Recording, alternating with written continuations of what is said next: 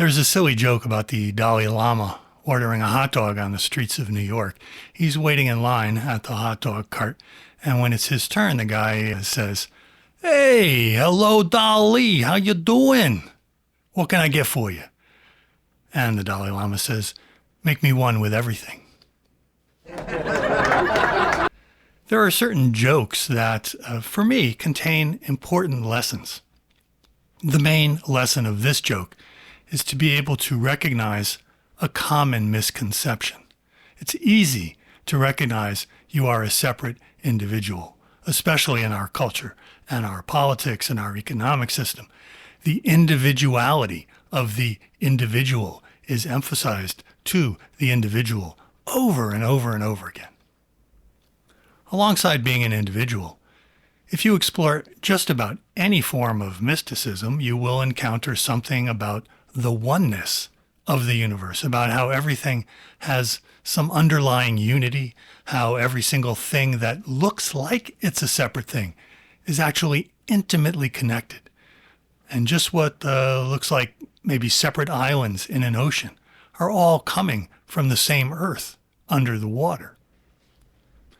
So the unity, like the unity of the islands under the water, can be hidden from view, hidden from our awareness, and certainly hidden from our everyday experience of things. And thus comes the longing from an awareness of our separateness and from some idea of the underlying unity of things comes a longing to live from that unity, an aspiration to free oneself from the illusion of being completely separate. And this leads a lot of people to a simple and obvious idea. If, quote unquote, I am separate, and this, quote unquote, I, this separate being, wants to have some experience of the oneness, someone's going to have to help me. I want to overcome the separateness. I want to overcome the isolation. I want to experience and live from the unity. Please, Mr. Hot Dog Vendor, please, teacher, please, guru, please, someone, make me one with everything. As far as being one and being separate goes, this desire to turn to someone else to, quote, make me one with everything is a mistake. And that's what I want to talk about today. Hello and welcome to the 10 Crutches podcast. My name is David. I'm glad you're here.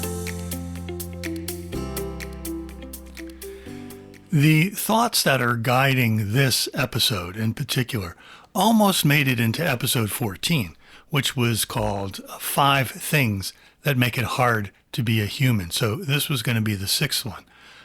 I think there was a 7th one as well.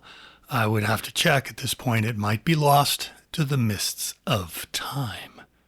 But I did decide at one point to keep it to 5 things that make it hard to be a human. But then I didn't want to throw this one away either. So it's going to get its own episode. This is another tough one for humans, I believe. It can really be hard to be both one with everything and separate. Many, many, many times when someone imagines themselves as an individual being united with the rest of the universe, they identify themselves with all the good aspects of the universe, which is a great start. The universe has tons of great things and many, many good aspects to it. All the things that are right and true and beautiful and wonderful, those all are there. They all exist. And we are indeed one with all those things. Those are the easy qualities to feel one with. However you name the universe you are one with, identifying with only the good aspects is often a starting point for many people. I know it was for me. But what about the evil? What about all the evil? Isn't that every much a part of all the oneness that's happening as anything else? Whoever might appear to you as evil or wrong or bad is made of the same kinds of atoms and molecules that you are. You can recognize that the evil being you are encountering and you are simply different variations of the same one thing. Personally, I find this particularly difficult to accept. Again, this is personally, I really don't want to be the same with people that I react to as being wrong. I want to consider myself better than them. I want to consider myself good. And that's how I know that they're bad. But if me and them are more or less the same, except for some relatively superficial differences, well, that's just hard. It seems humans find it much easier overall to distinguish themselves as someone who is good. Having to consider you are more or less the same as all the people you find evil or wrong or bad. That's hard for most folks. As far as I can tell, most people are not going to be up for that most of the time. So that's why I first considered putting this episode into the episode about being so hard to be a human.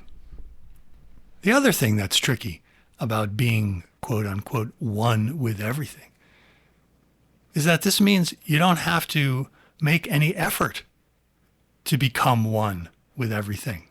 If it's true that you and the universe are a seamless whole, it's already done. You already are one with everything. There's literally nothing you can do to become one. You already are. This basic idea is a theme that keeps coming up again and again. I sure don't feel like it's true. It doesn't match my experience. But I can tell I'm looking for a new experience to mark this insight that I want to obtain. I'm discarding my current experience as an experience of oneness because it's just me. It just feels like me. But if it isn't, and it's already the one, like, well, what does that mean? How am I have to experience something new because this isn't it. But we already are the thing we seek to become. You can't cultivate becoming the thing you already are. The fact that you imagine a future where you will become one with everything, it means you already missed it. And yet, of course, in our individual lives, inside the bubble of our separation, we can only imagine a future where we become one with everything. It sure as shit ain't happening now. Right now, everything in my experience is of being separate. And because this can be hard to tolerate, of course, people come up with the line from the joke, make me one with everything. As if there's something to do. As if there's something someone can help you with. As if you can go find a teacher and the teacher will, quote unquote, help you to somehow transform yourself, somehow make a change that will result in your becoming one with everything. As a side note, this invitation to change is the beginning of many of the little groups and the little sects that come to be known as cults, as well as the larger groups that would be known as cults if they weren't so large and mainstream. The usually charismatic leader is either sincere or perhaps they're running a con, but the form of the invitation to most cults is the same. The pitch is something like, you as an individual are separate. You're alone. You're missing out on the potential that you have to become one with everything. You're being run by old conditioning that is preventing you from realizing your unique place in the universe. Come with me, come to my group, and you can follow the steps. You can follow the stages that it takes to unfold yourself into your unique oneness. So come, here's a plate to give some money in, and just write a check, and then you'll become one. Yeah, I'll help you. You'll become one with everything. Something like that. This pitch plays on our deepest longings to recognize and live from the oneness that we somehow know is ours. To want to escape from our social conditioning is kind of like a stepped down version of wanting to escape from the conditions that keep us locked into our separateness. Let me say that again. To want to escape from our social conditioning can be a stepped-down version of wanting to escape from the conditions that keep us locked into our separateness. It seems to me we are blocked from being able to change ourselves from being separate to recognizing how at one we are. This is because our self, which is so busy perpetuating itself, is just making more of a self by, quote, trying to get out of it. Our misguided efforts to get out of this separateness are just more separateness. So there's nothing to do. But then doing nothing, just letting la-di-da, everything is just fine as it is. Well, that's not going to change anything either. This doing nothing or this accepting things as they are is still an activity of the self. It's just that the effort is deliberately emptied of content. It's kind of like you can lug around a big, heavy barrel of effort, all designed to get you out of the self. Or you can lug around an empty barrel that represents you trying not to do anything. You can even lug around a barrel that is filled with plans to someday put down the barrel and how you put down the barrel. And in all three cases, you're still lugging around a barrel. It's a tricky situation. How do I navigate the world when I'm pretty much always trying to take something, anything that happens, and fit it into the narrative of me? Everything I perceive, I fit into the story of my life. Clearly, if you look around and think about it honestly for even a moment, the whole world does not revolve around you. If this is news, I'm sorry to be the one to break it to you, but there's plenty of world that truly has nothing to do directly with you. Indirectly, yes. The whole world and you are intimately connected, and it's really important to be able to hold both of these simultaneously. Okay, so even though I know it doesn't, it sure really seems like the whole world revolves around me, like I am at the center of something very important, like my experience means something, not just to me, but because my experience is part of the oneness of the world, it means something to the world. But this is a universe that we're thoroughly integrated into. We're so thoroughly integrated, not even saying things like we are a part of it is true, because that implies there's all these separate parts and you're just some part of it. But there are no parts. There's nothing but universe. There's nothing but. The universe is universing.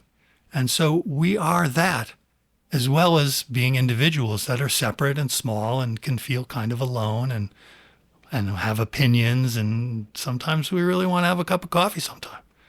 Whatever it is that we're doing it both as a single being at one with the universe and at the same time also as separate beings, having our particular set of difficulties, having these troubles and not those troubles, and acting out our very personal versions of society's larger issues. In terms of doing something, the way it looks to me, it's kind of like when you cut your finger. Do you have to do anything to heal it? Well, no, not really. You have no idea how your body actually heals itself from a cut.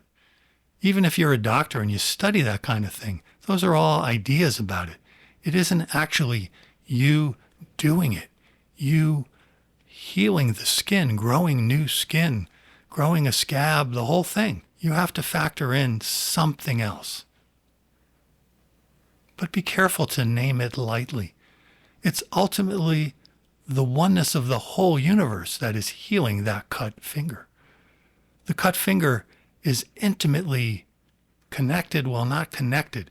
It's the whole universe that is universing into a finger. The universing manifested into a finger and a knife and the carrot that was supposed to be for the soup, and it universed into a person who wasn't paying enough attention to where the knife was going, and the universe as a knife cut the universe as a finger, and the universe as me saying, oh, fuck, I can't believe I just did that. The universe cut it, and the universe will heal it. Or the universe will infect it, and you're in deep trouble. You can cooperate with the universe or oppose it. You can keep the wound clean, keep a bandage on it. That's a good way to cooperate, to participate. Metaphorically, keeping your cut finger clean and with a bandage is kind of like taking the apparent rift between yourself and the rest of the universe and keeping it clean as well. What does that mean? You can keep it clean by being in the present as best as you can. You loosen up as best as you can on being so certain and so right. You help the rift heal by recognizing as best as you can the separation is always true and illusory. It's always happening and not happening. Being present can mean making every effort you can to undo the separation that isn't really there.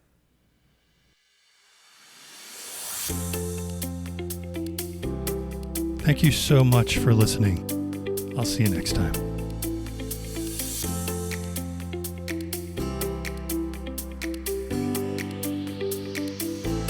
Please visit the home of the 10 Crutches podcast at 10crutches.link.